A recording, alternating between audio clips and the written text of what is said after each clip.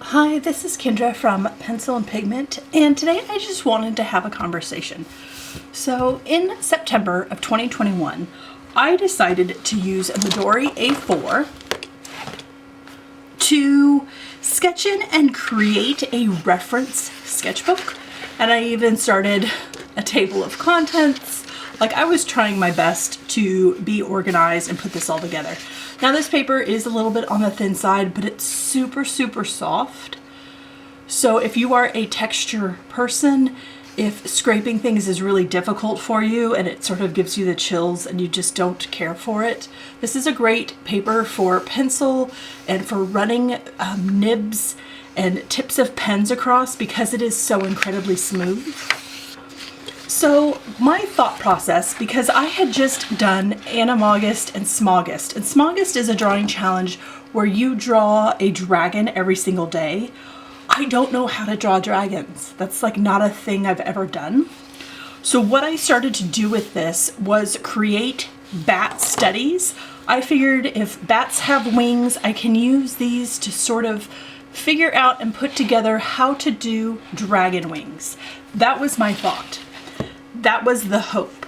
That was page after page of me studying and trying to figure out positionings and watching videos of bats flying and freezing the frame and trying to put this together and then looking at silhouette shapes.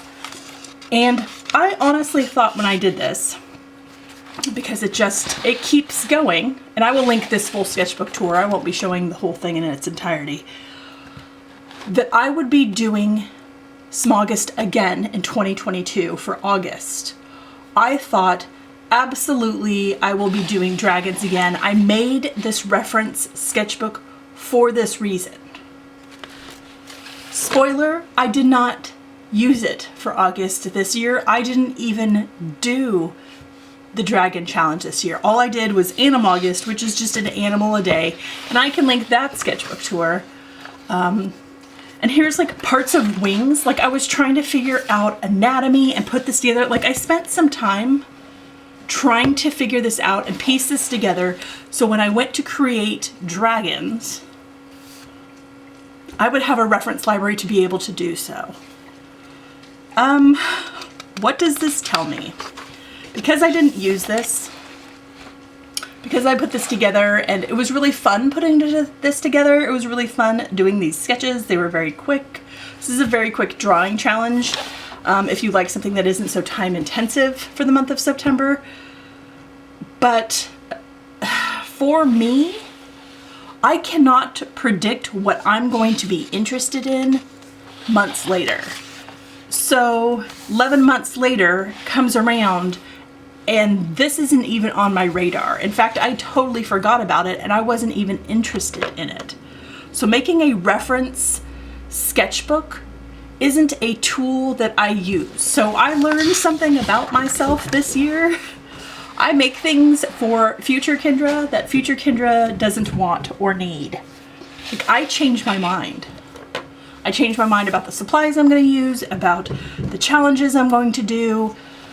Like, when those months roll around, I'm just not in the same headspace, the same mindset, the same like interest level. Like, everything has changed for me for some reason. And here I kind of move into birds.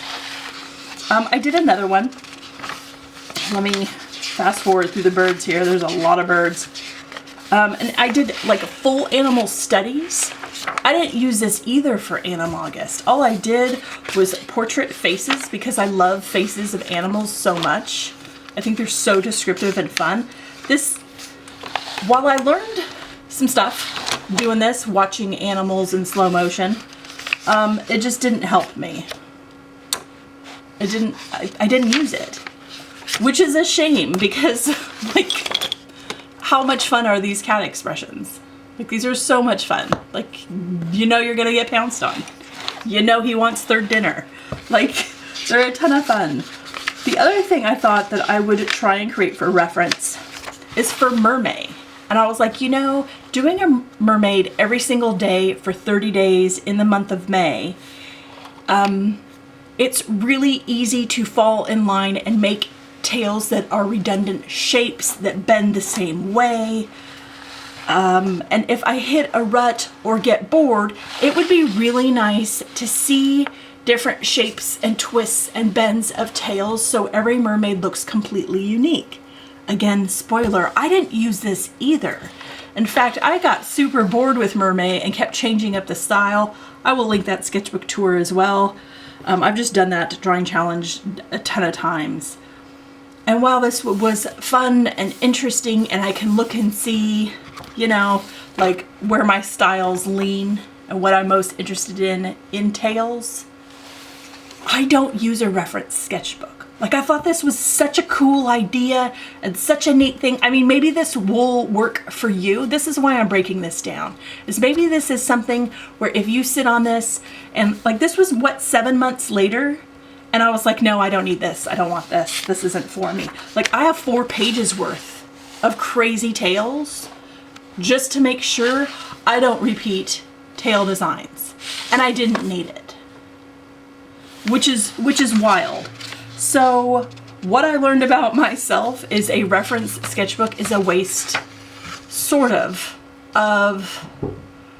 space on the sketchbook page. Now, I did have fun drawing and breaking things down and looking at anatomy. Like, I really got into trying to figure out horses. I don't even draw a lot of horses. I've drawn like a horse face twice. And then this, for some reason, I thought I would use as a reference. Yeah, so what is this sketchbook now going to be? Because, like, I thought I would need, if I got into backgrounds, tree design might be really, really cool and fun and unique. I've never used this. I haven't used so much of this. What I've used this for, I have designs in here, I have border designs, is I started doing, here was my March of the Robots, kind of how I wanted the front cover to look. I started doing Game of Shroom designs because every year I create on a completely different surface. This year was brick. The previous year was petrified wood pieces that were much smaller. Trying to figure out layout, composition, and design. So if this sketchbook just becomes something that I use for composition for finalized pieces that I'm putting out into the community, it's going to take me a long time to fill this up. There's a ton of pages left.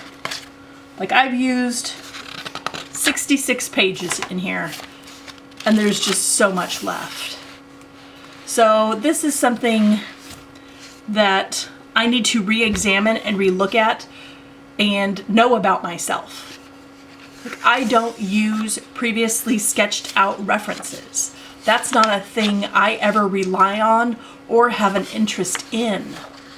I approach each drawing challenge, each creator challenge afresh and anew, and use the ideas that are the most recent in my mind the day prior.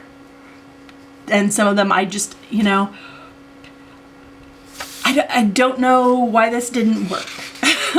It's just not for me. So I'm on this journey of creating and being an artist and putting together all these different sketchbooks and filling things. This isn't something that worked. And I just wanted to talk about that and talk about how I can't plan for the future. I can't predict the future, and where I think I'm going to be at in my headspace is just not true. Like, I thought I would use this a second time. I thought I would use this for Sketchtember of this year. And this year, I didn't go A4. I went super tiny and started creating an art journal for Sketchtember. I didn't even want to use this sketchbook for that. So this lets me know that I can't borrow interests. I can't pre-plan things a year in advance like that for specific drawing challenges, because that doesn't work for me. I need to buy sketchbooks that I can kind of fill in a month or fill within 2 months for that specific thing. Like this, I'm just going to have to, like I said, use for very specific commissions and projects where it's a finalized piece. It's not something for a sketchbook, so I can practice where I place things. And I think that this is just a fascinating sort of revelation to learn about myself, that I would create this thing and pour a month's energy into it for a reference and then just not use it. Like, I think that is fascinating. I just kind of wanted to share this and have a conversation with you. Like, maybe this is something that you could use that would work for you. Like, it's an idea for you. Like, if you wanted to study, you know, and I did a whole thing on noses. I don't know. That's just, you know, looking at wild cats of North America. I don't know. If there's something you really, really want to delve into for long-term and short-term goals, like I started breaking down anatomy and trying to figure out how cats move, so I can create a better cat in motion when I go to draw cats in motion.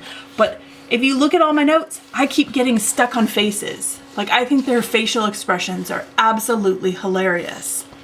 So know thyself, and these sort of things are the revelation. I hope you found this interesting. I hope you have an absolutely wonderful day, and I will talk to you later. Bye.